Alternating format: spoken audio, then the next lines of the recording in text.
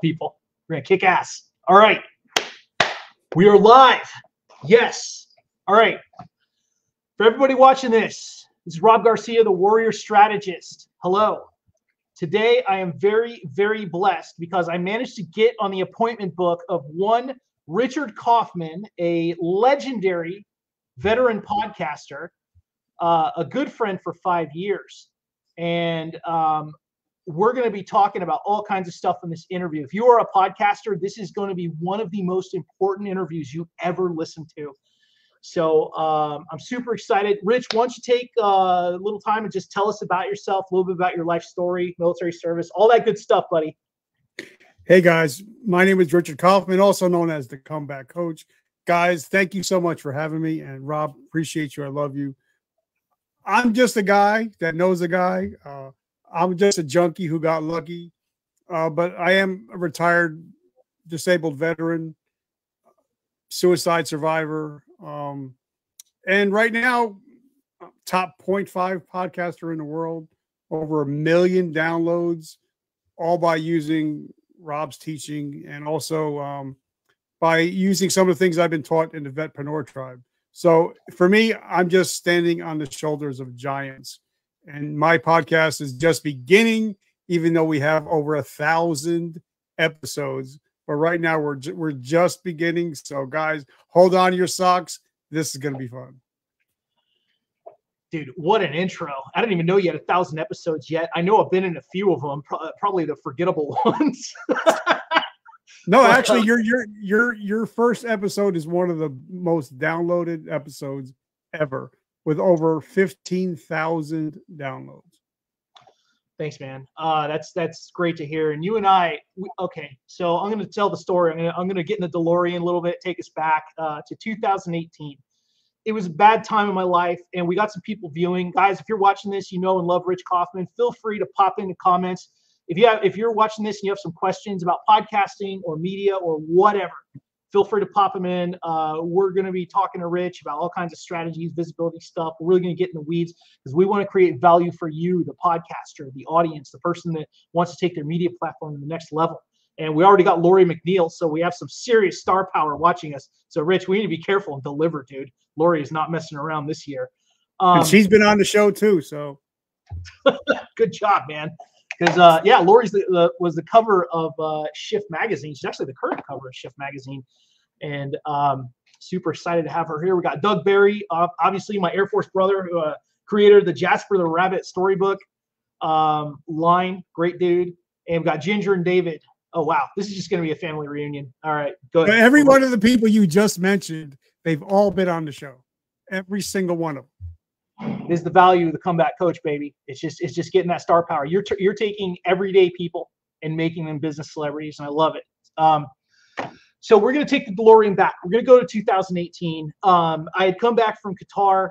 My mom had died. I had a nervous breakdown. Like all kinds of crazy shit happened. Like I was in a bad place, dude. So you and I had known each other before I left, and we talked a little bit in Vetpreneur Facebook group, Vetpreneur Tribe Facebook group.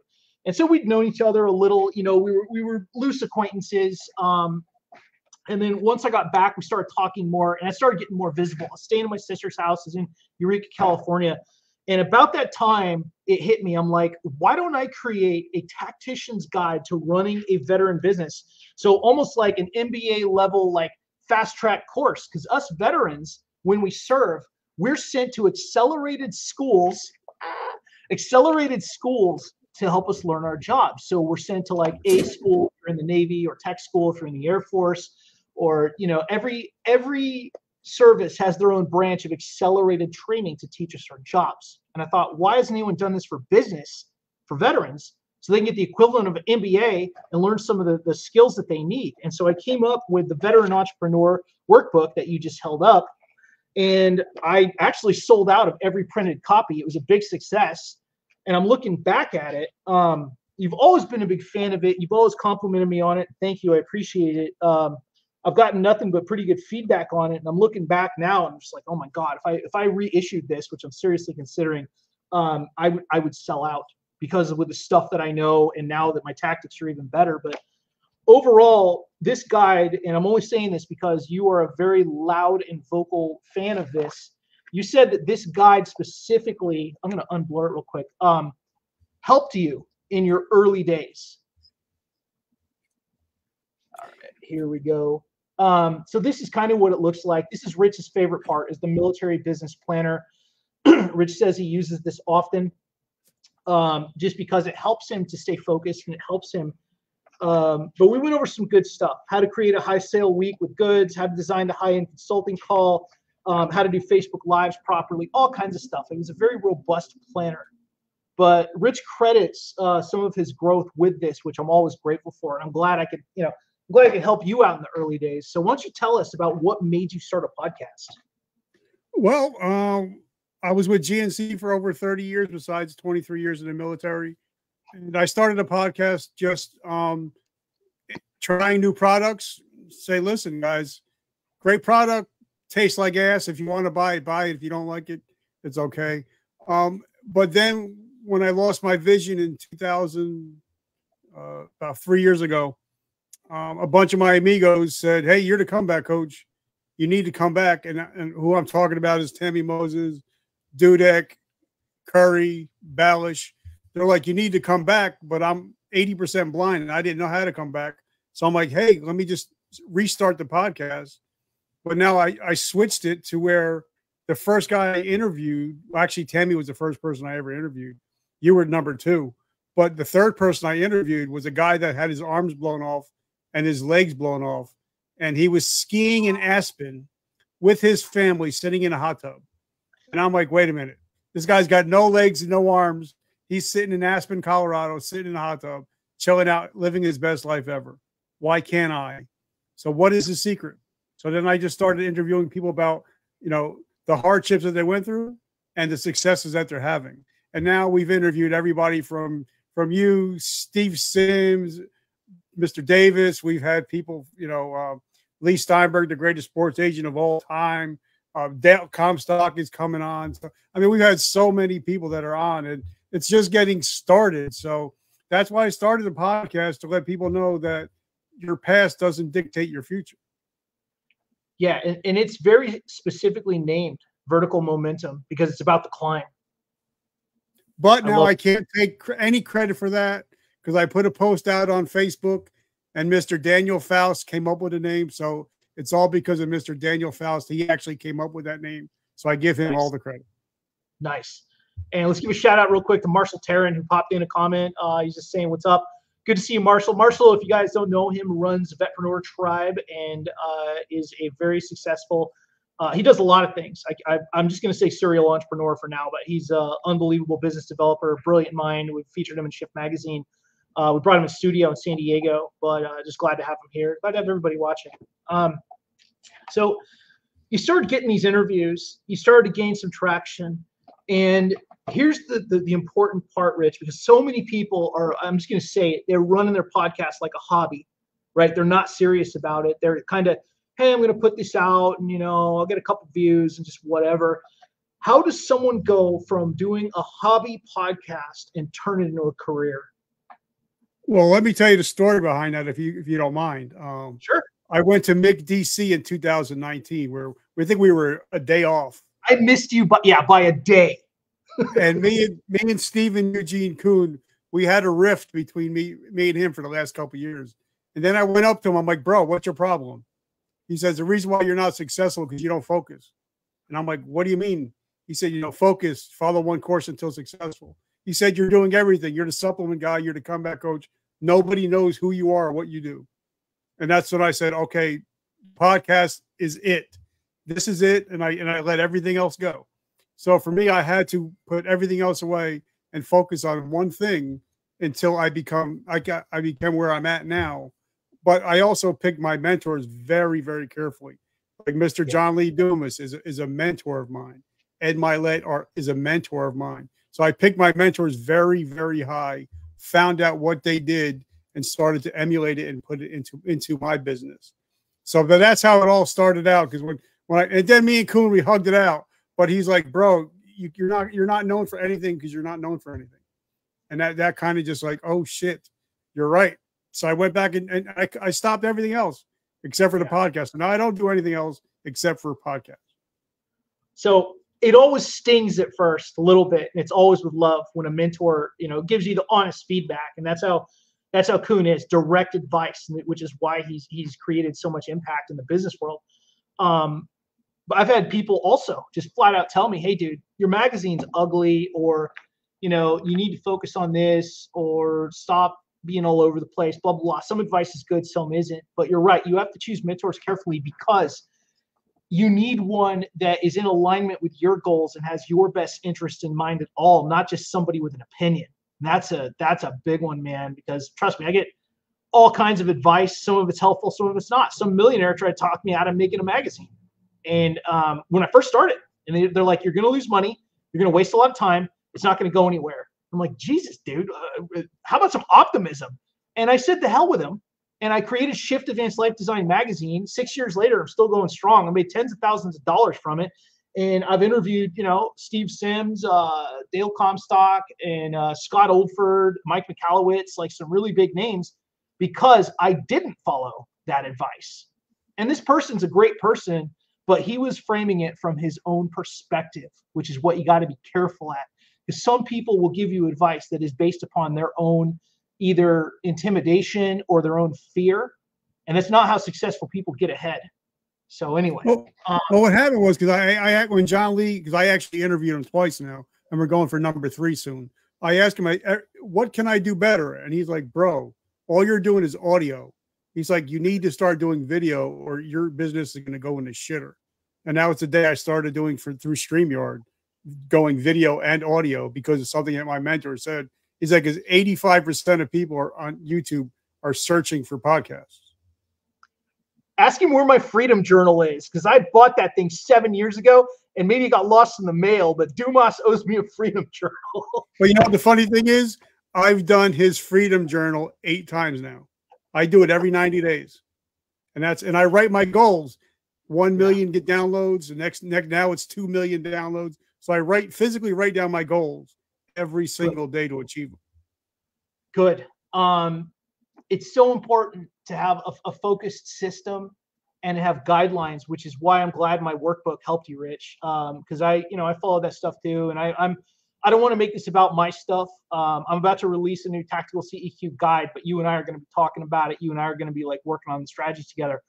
No matter who you guys go to, if you're watching this, you need something that can streamline you. You need something that can keep you guided, which is why I make instructional guides, which is why I take my experience as a college professor and a former high school teacher and my love of learning, and I make things where entrepreneurs who sometimes are very, very distracted and wild-eyed and, you know, have troubles with focus can just sit down with this guide and be like, oh, I'm going to do this today. I'm going to do that today. And the beauty of a guide, if it's written correctly, is that it can be a resource compendium. So you remember Donald Dodson made me the compendium years ago. And Rich, you remember me talking about this, where he made me this crazy blue leather compendium, and I put my most important business notes in this. And we wanted to do like a Harry Potter theme kind of thing, but it kept me guided because this is where my most important resources are. So one thing I always tell people is, hey, get a planner. Get something you can hold and write in and you know, keep notes. You never know, Rich. You might have like 9 millionaires in your network, which I'm sure you have 20, but all these people, write down their names and then their contact info. And guess what, dude? That's invaluable. Information is invaluable. Well, one thing I would like to stress is, because, you know, I see this all the time, and now that I'm hobnobbing, you know, with millionaires and billionaires, they say, you know, if you're hanging out with 5 millionaires, you're going to be the next. But a lot of people won't think twice about dropping $1,000 on a new iPhone 15 with the new cameras, but they'll hesitate about dropping $300 for a course. I've spent money, Travis Johnson, John Lee Dumas, Zach Babcock, Eric Allen, to learn how to be the best podcaster I can be.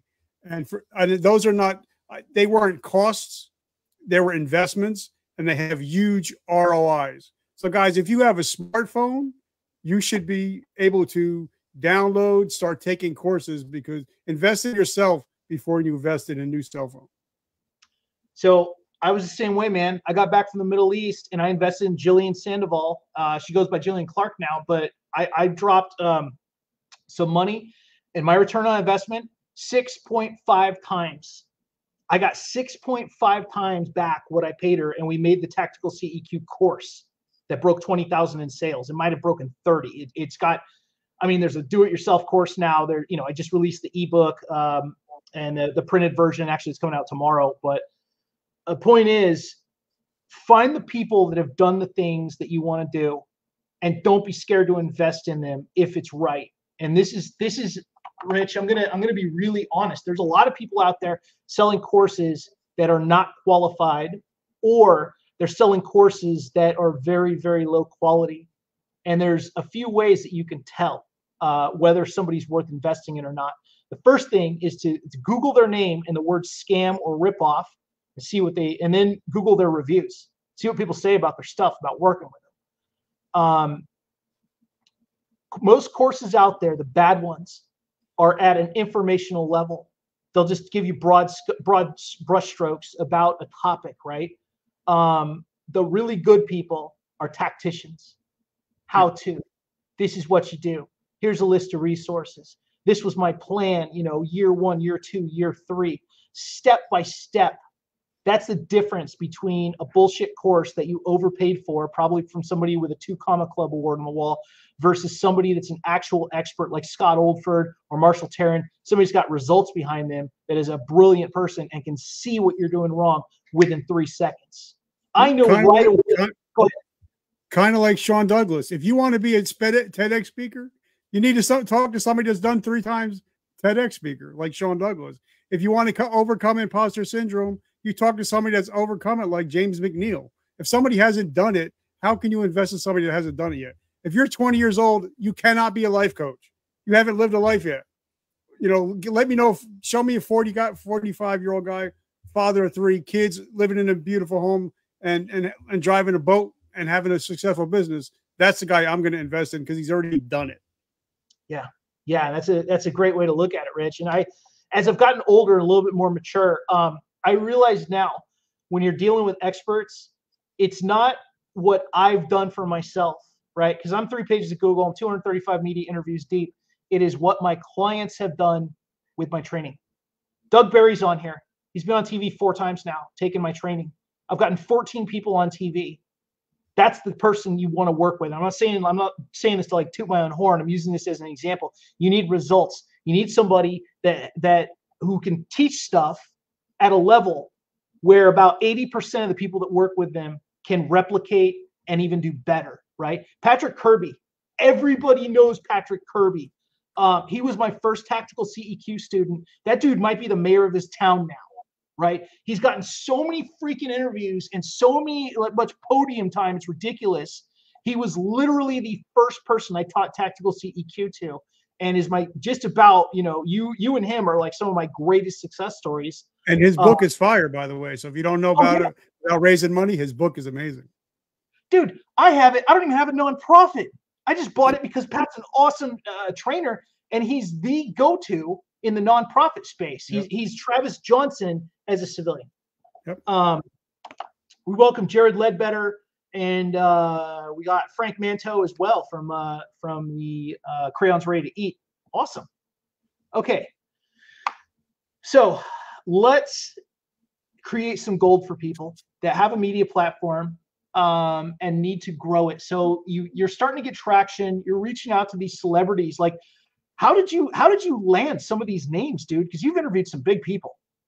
Well, the first thing is I invested in somebody like Zach Babcock's course, and he taught me how to do it. So, guys, I only learned from other people. I'm standing on the shoulders of giants. So what I actually do is I'm huge on LinkedIn. I think we have almost 30,000 connections. I think we're almost maxed out. But I look for people like Sharon Lecter. Her new book with Greg Reed was coming out. So I seen it. And I'm like, hey, Sharon, I love your book. I love you and Robert's book. It changed my life. And I showed her the pictures of the books that I have of Rich Dad, Poor Dad. And I said, I'd love to have you come on so I can promote your new book with Mr. Greg S. Reed to to all my veterans, because a lot of us want to learn how to become better business people. So that's how any guest I've ever talked to, I never just PM them or just bullcrap. I'm like, listen, I'd love to have you come on the show. I would love to promote your business.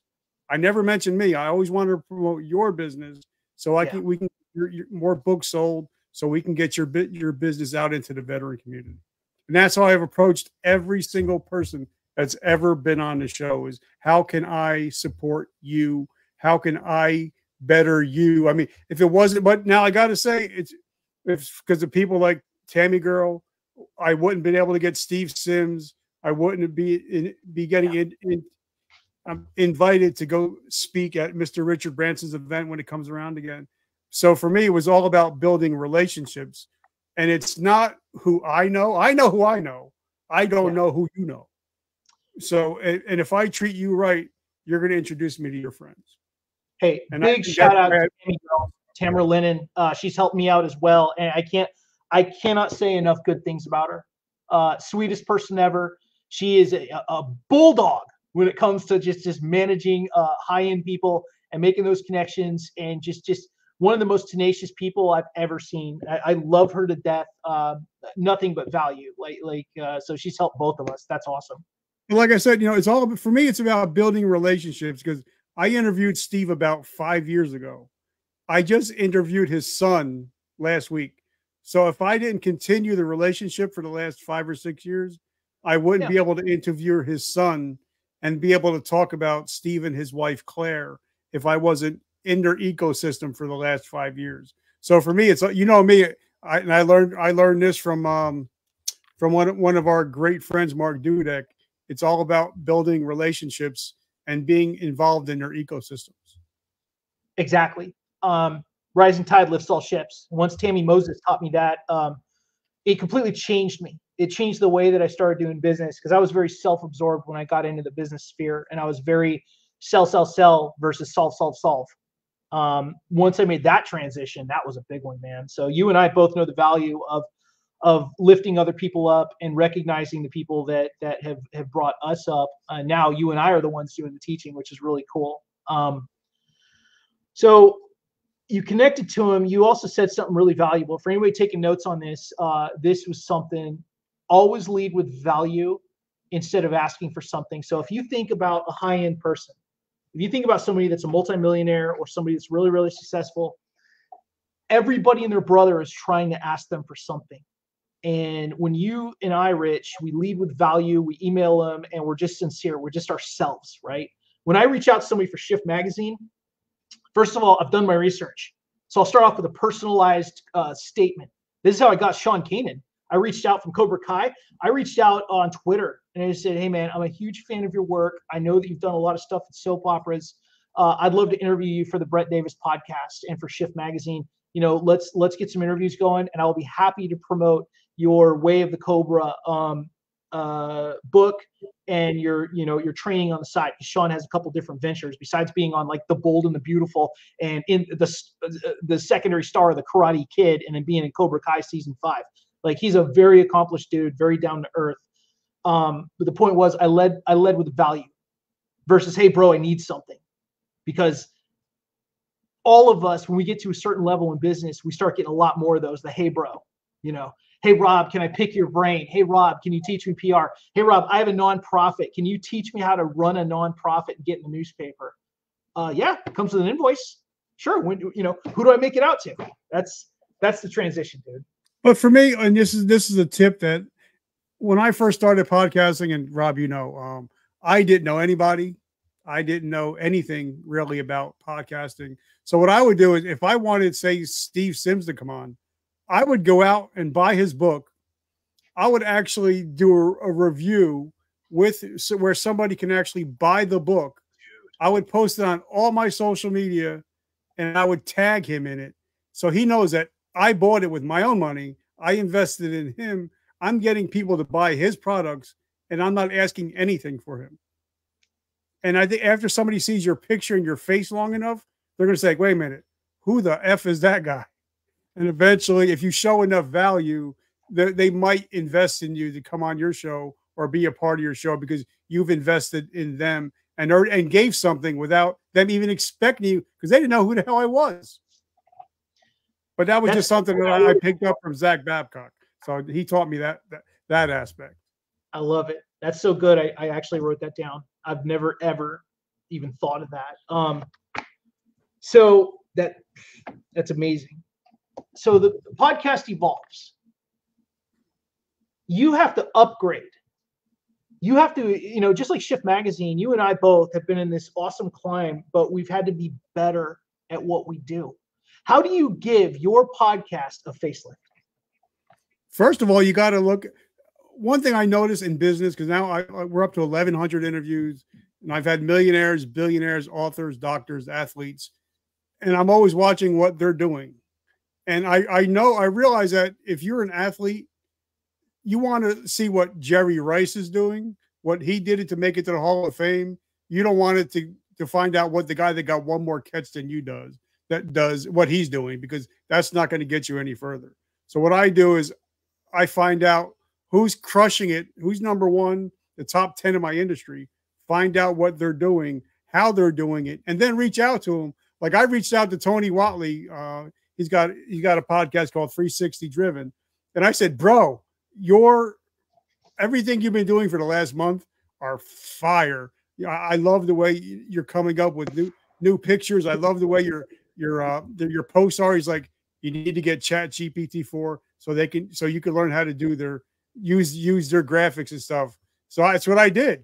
And I reached out and I thanked Tony for for showing me that. But I wouldn't known it if I wasn't watching exactly what he's doing every day. And that's why I know that we shit on some of the guys that, and I ain't gonna mention any of their names, but one of them, his name is Russell Brunson, by the way. He has something called a top 100, where if whatever niche you're in, you should have you're a hit squad, the hit list of 100 people that you want to have on your show. And you need to find out, start a podcast. Start a Facebook page, start an email list of just those 100 people and make that your hit list. It's like every year I start with my 100-person hit list. Those are the 100 people I want to have on my podcast. And I find out what they're doing, how they're successful. And if I want them on my show, if I want Ed Milet on my show, I can't be looking like crap. I got to look like his show looks. Right. So that's what I do, is I try to see who the big hitters are and to up my game to that level. Like, you're the first person ever that I've ever seen have StreamYard to ever use StreamYard. I was like, I want to have that. And you taught me how to do it. So you're the one that got me hooked on StreamYard. I think I learned it from either Manny Wolf or Annette Wittenberger, but yeah, it definitely changes the game, and it's very robust software. It's got a lot of features and stuff. And so I was using OBS Studio for a while too, and that's a great one. I just had it on my laptop though, which took a crap. So now I'm at the other station. So, all right. You're talking about upgrading the appearance, the actual appearance. You're talking about up leveling. Did you create any promotional materials differently, like social media, customized graphics, anything like that, show descriptions? Well, of course, some great gentleman, a hero of mine named Mr. Robert Garcia, the Warrior Strategist, always talks about how great Canva is. So I actually upgraded, and now every thumbnail, every Facebook post I do is all created either through Chat GPT-4 or through Canva. So what I did is, now I wanted to make sure, like my brother William Maitre, amazing guy, actually he did the intro video to my podcast and all my branding. So William, I love you. But he said, you have to, your social media has to be, whatever is on your Facebook should be on your TikTok. It should be on your whatever social media you have. Your brand should be all consistent all throughout all your social media channels. And I wasn't. So that's when I went to Canva and decided, okay, I want this color. I want this color. Now every video is going to be this color and this color from now on. So I use Canva a lot, and I love it. And it's easy if you're a low-tech redneck. Yeah, I make my magazine on it. It blows my mind, dude. And it's still free. I've been a cheap bastard and haven't upgraded yet to the paid version, but Canva is so freaking robust, Rich. I've made Facebook group graphics. I've made my entire social media campaign. I've made my pitch deck. Like, there's so much you can do with it. And now you can insert like videos and like little JPEGs and stuff. Like, it's crazy, man. My entire ebook I wrote on Canva, one day, 50 pages. Yeah. So bootstrapping has been a part of you and I's life. We don't need big budget stuff, to grow our empires. And anybody that's starting off with a podcast, you just need the basics, because there's a lot of free software out there. There's a lot of free things that you can use to get decent quality. I think somebody can get to B or B- quality with freebies, and like literally an external mic from Amazon, and maybe a headset for $50 or something. What would you say to that, Rich? What would you recommend? Well, because the way I look at it, if you ever, Gary Vee was one of my mentors, and I actually had lunch with him, and he actually helped me start this whole thing. But something he said, you know what? Look at some of my videos that have 10 and $20 million downloads, 20 million downloads. They were made with a flip cam at a garage sale.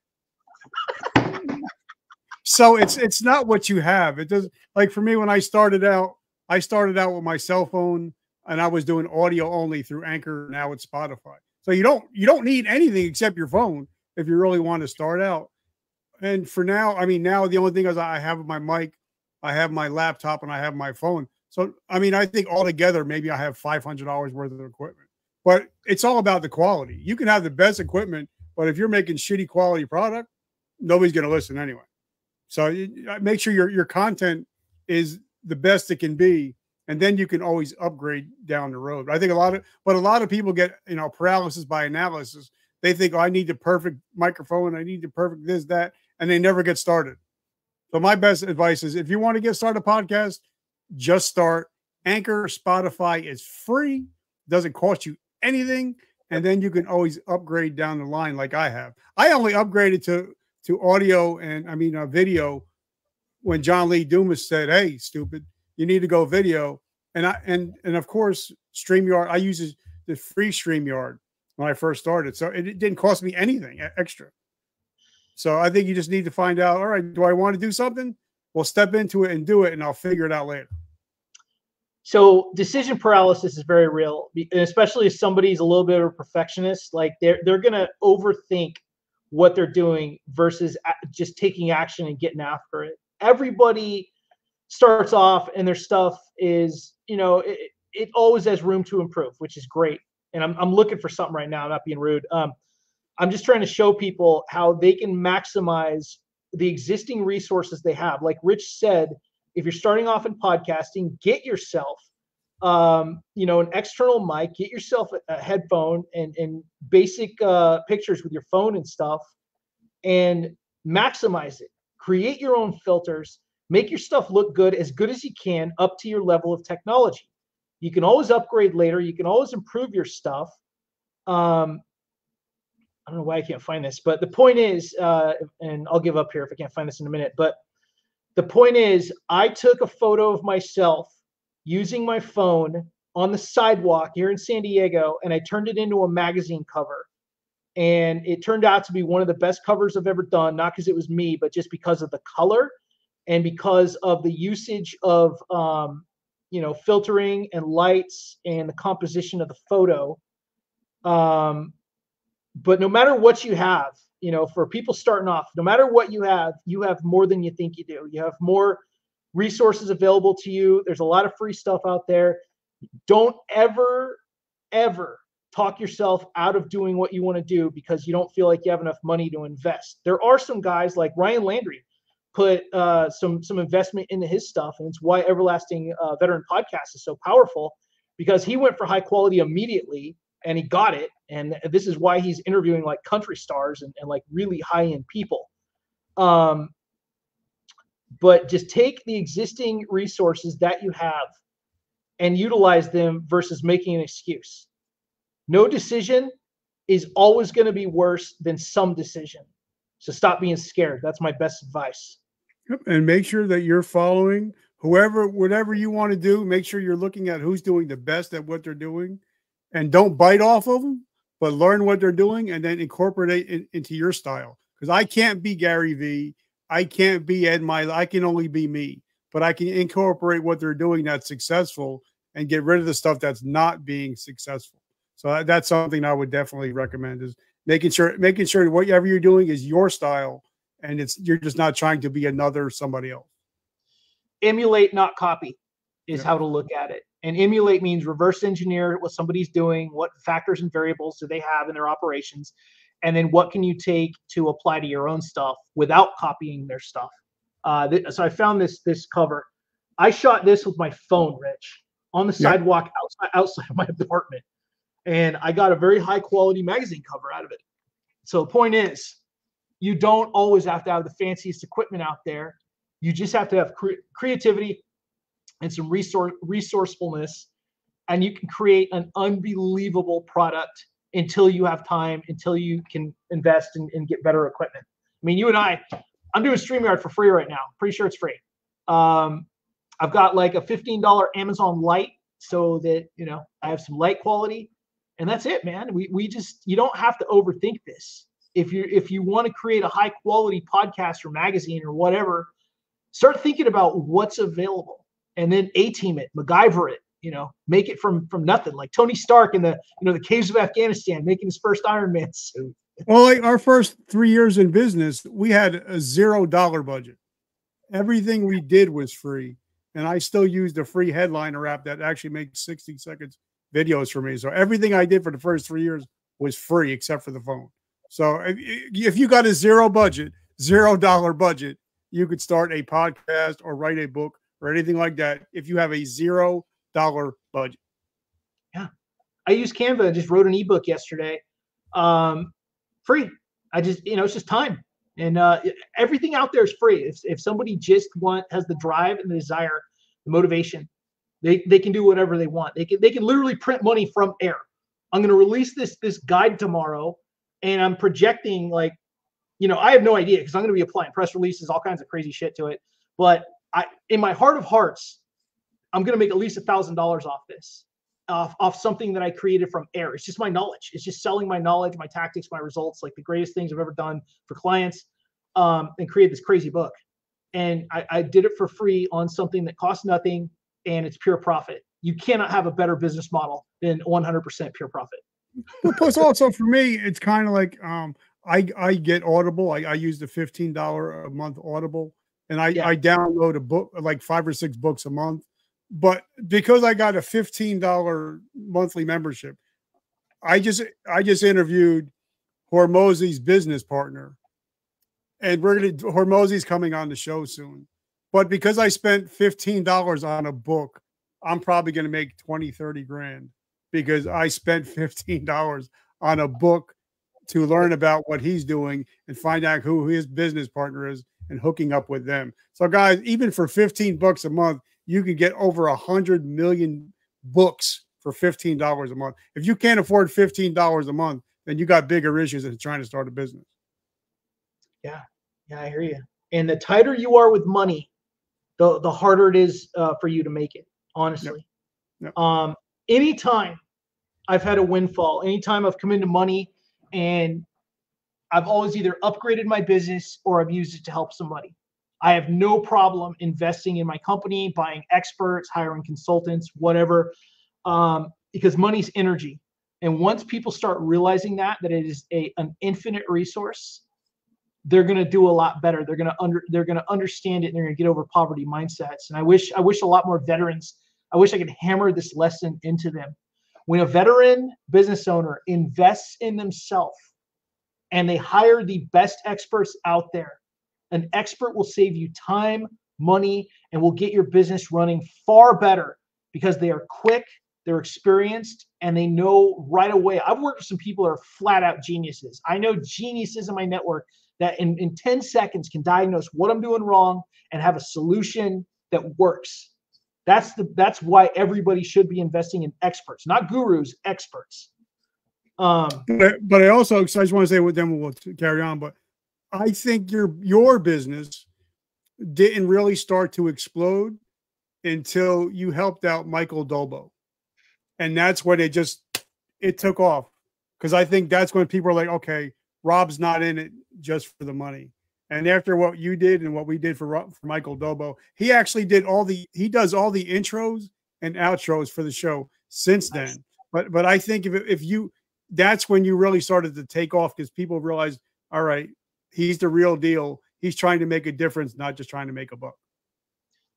I'm really glad you brought that up, Rich, and thank you. Dolbo, for everybody, anyone that doesn't know, somebody just wrote to me and said, hey, there's a homeless veteran in Escondido. You know, is there anything you do to help him out? And I drove up there, and I just spent the day with him. And he wasn't a bum. He wasn't an alcoholic. He wasn't a drug addict. He was just a very smart guy, a master's degree in engineering. And he just ended a relationship and just didn't have a place to go. So he's living in a veteran's home in Escondido. You know, he's in this, I want to say he's like early 60s maybe. And I took him out to surf and turf, bought him a huge meal.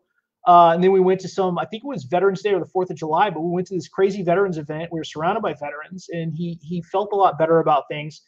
And then I was able to do a fundraiser for him and hand him a check for $2,600. We got him out of the shelter. We got him some transitional housing. And then I was able to do a second fundraiser about a year later and give him another, I don't remember the amount, a couple thousand. But that's when I started to realize that doing good and helping people, that's a paycheck in itself, man. Just that feeling's inescapable. And I don't do it to my own horn, say, wow, Rob's this amazing dude. This is just my character. And I can't help everybody, but I can help some people. You know, we helped Mark Dudek get a freaking car when his car broke down.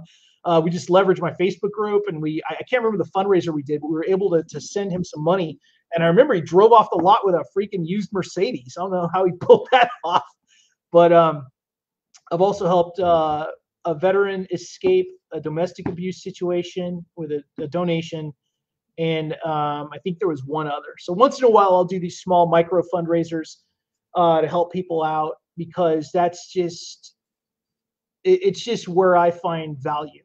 You know, I'm not out here with the Lamborghini and the bikini models and the crazy boats and all that shit. I'm more about just, hey, somebody needs my help, they come to me, I'll do what I can, and I'll leverage my power and influence, what little I have, to make their lives better. Because I've been there. You and I both been there, Rich. But I think a lot of people, they want to become involved in a mission. Yeah. But like a lot of people know that if you buy any of my coffee, t-shirts, hats, a portion of it goes to Brian Gibson and helping people and veteran homelessness.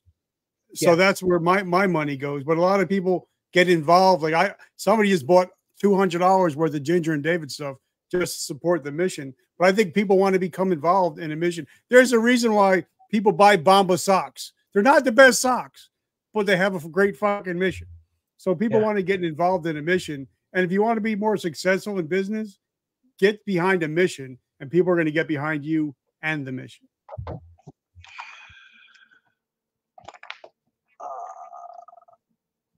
I'm writing that down because you are spitting out hot fire, my friend. And you're right.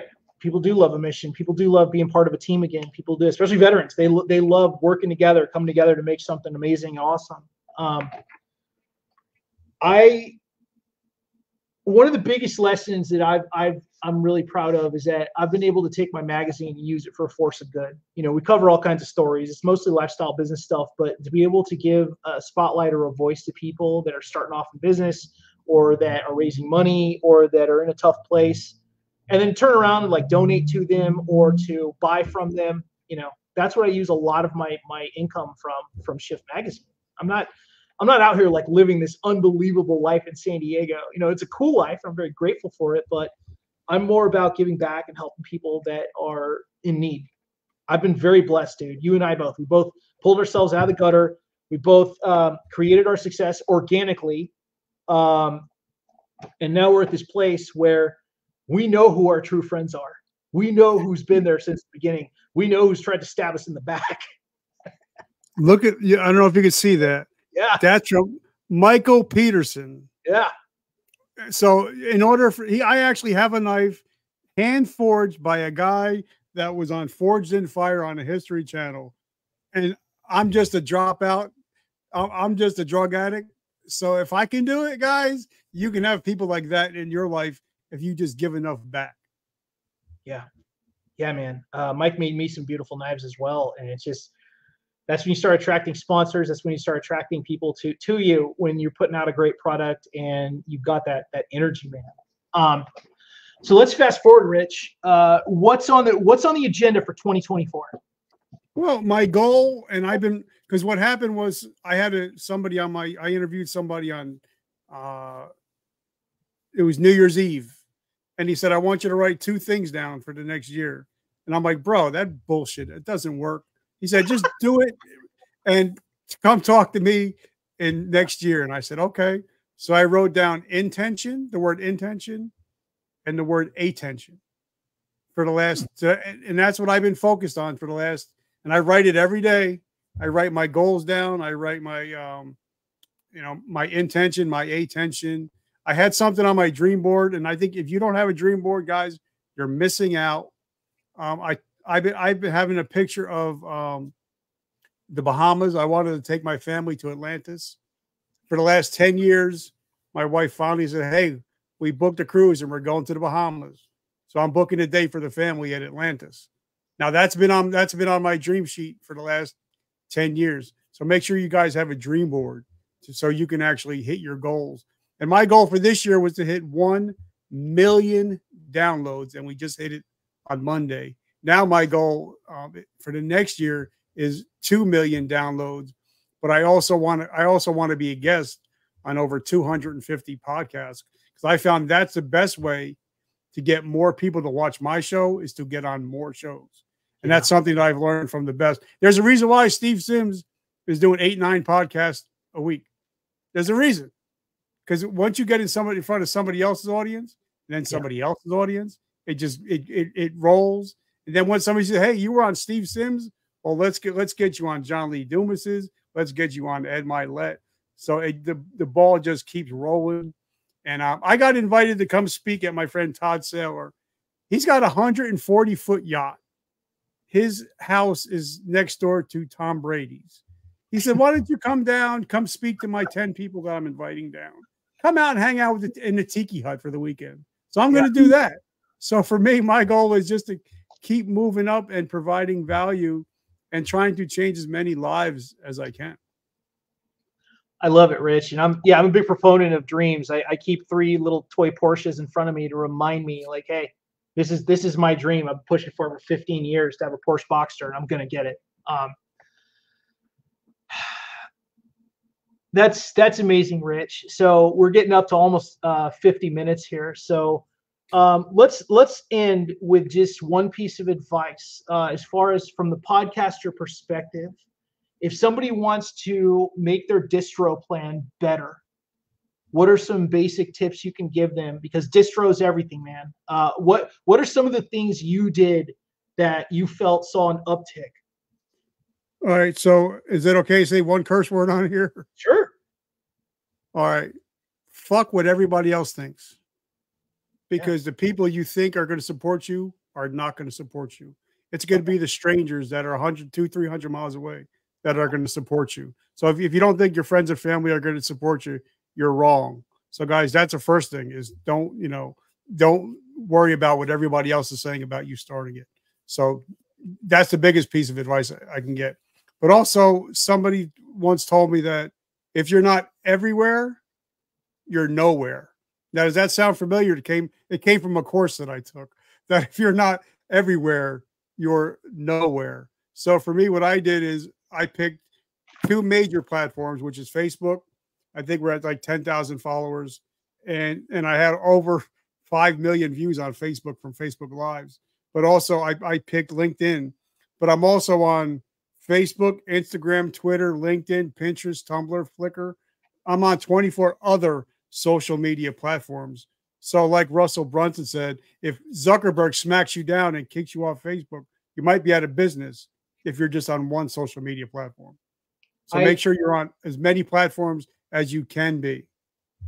I'll give a shout out to Russell Brunson. Traffic Secrets is one of the best books I've ever read. And You hear me once in a while complaining about ClickFunnels. I don't have a beef with ClickFunnels itself. I have a beef with people that take a ClickFunnels course and lie about how good they are. That's my beef.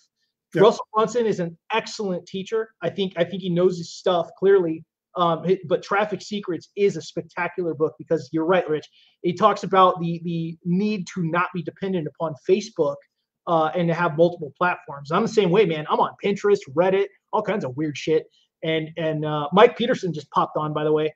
And I wrote about Mike Peterson on Reddit, 20,000 views in one day. Okay, that's the power of some of these platforms. So if you guys are just poking around on Facebook or LinkedIn, the basic stuff, get with the time. Hi, TikTok, Pinterest, Instagram, like start just making a presence on each one. You don't have to be a monster and like do all of this stuff 20 hours a day, but just minimal effort, getting on, creating some great content, and then repurposing. But that's a whole different conversation, Rich. I make one TikTok video. It is on every social media platform from repurposing. And that's how I'm driving all this traffic and doing crazy shit. But it's something else. Last thing before we log off, something I do every day is I spend 2 hours a day working in my business. Right. The first thing I do is when I log on, I see who's commented on what, and I'm commenting on every single thing if somebody left a comment, because that way they know that I appreciate what they're doing, but also know as soon as I hit a comment, Facebook is kicking me up in the algorithm again.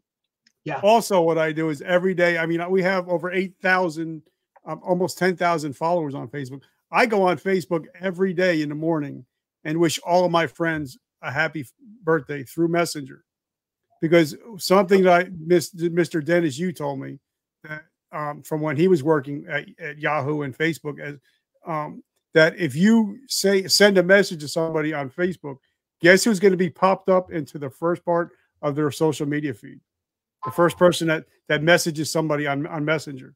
So why not use the birthday feature to say, hey, I'm not asking for nothing. I just want to say happy birthday. I appreciate you. And by the way, you're going to get kicked up into their feed automatically, because that's something that's part of their background that nobody really knows about. So if you want to keep on refreshing your feed every day, make sure you're going into birthdays and wishing your friends happy birthdays every single day. And that's also creating community, because they might be lonely and they just might need to hear, hey, happy birthday. There's many times Rob knows I'm a pain in the balls. I'll reach out. Hey, Rob, how you doing, brother? Just to let you know I'm thinking about you. Not wanting anything, but just to let them know that I care about them. And that way you're also creating community, but you're also creating, kicking in the algorithms. I think, and I did this with my phone, not Facebook, but I think I sent like 8 voice recordings today over text to people that I care about that I haven't talked to in a while. I had some great conversations. People are probably fucking sick of me. But dude, when I go on beach runs and my energy's out of control, I need to like reach out to people and just like, hey, I care about you. I hope things are going well. Let's touch base soon. Let's talk. And there's so much power in that, reconnecting with people. And I talked to your business coach, Joe Nicasio, like all these different people. Amber Furman, who wants to, she wants to interview you for her podcast. Your name came up. Amber Furman she is a success architect who just quit her law firm. She closed it down so she can go into business full-time for herself. And she was a cover of Shift for a while back. Unbelievable person. And she wants to interview you. And it'll probably be a cross promotion, but that'll be a great thing, man. Yep. So that would, that'd be my greatest piece of advice. And also something I've learned from Steve is do shit that other people aren't doing. Like as soon as I log off this, I'm going to say, hey, Rob, what's your mailing address? I'm going to send him a thank you card, handwritten, not one of those fake computer cards. I'm going to send him a sticker just saying, hey, bro, I appreciate you, because who gets handwritten cards anymore? So nobody. I'm going to give 2 shout outs because that's perfect advice. Josh Buse can make you unbelievable portrait cards, and Robert Kersey can make stickers. And Robert makes all my stickers, and I just want to say, Robert, thank you so much. So every card I send out a thank you card with a sticker, and this way people knows, hey, they're appreciated, and I'm not asking for anything. I'm just saying thank you for investing in me, because when you pour into me, I'm going to pour into you. Yeah. That's what it's about, man, and about celebrating our network. We'll give a shout out to Phil Cook as well from the East Coast. All right, Rich, thank you so much for your time, man. This was supposed to be like 15 minutes, and there was just so much value. Like, I just kept going, dude. I can interview you for like 3 hours easy. You've opened up consulting for podcasters and for anyone with a media platform wanting to know how to get high views for their stuff. We've got the address below with the verticalmomentum podcast.com website. So if people want to reach out to you, Rich is available for paid consulting. His rates aren't crazy, and he can help show you exactly how we got to 1 million downloads. Rich, you are a blessing, dude. I call you Saint Kaufman behind your back. You have always been somebody that inspires me. You're somebody that I look up to. The friendship is very real. Even after 5 years, man, you and I have both just climbed up that fucking ladder, and it's been so brutal, dude. So I'm happy to see this milestone. Can I throw a gift out there for people that are watching? Guys, Absolutely. If you're watching this, if you DM me your email address, you're going to get my 2-time best-selling book for free.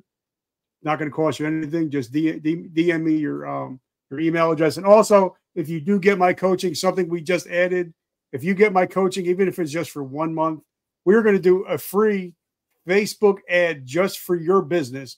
I'm going to set it up. I'm going to do it all for you, and it's not going to cost you a penny. Nice. That's amazing. And the last person I just did, we actually we just spent $30 for the month. They've had over 10,000 views at 0.3 cents a click. So if you want that kind of experience, just let us know, and we'll throw that in for free if you decide to become a client. Sounds good. All right, Rich Kaufman, the comeback coach. Thank you so much for this Sunday afternoon interview. It's amazing. I'm going to push this out everywhere. Today I decide. By the way, thank you for releasing Athletic Fit T-shirts. When I pop on my Rich Kaufman comeback coach shirt, it reminds me to hit the gym to stay healthy mentally and physically. So good on you for that, buddy. And check out Rich's website at verticalmomentumpodcast.com. And thank you, everybody that watched this. All the vets came out and checked this out. Greatly appreciate it. Please share the shit out of this. Let's make Rich even more of a celebrity than he already is. We'll see you guys next time.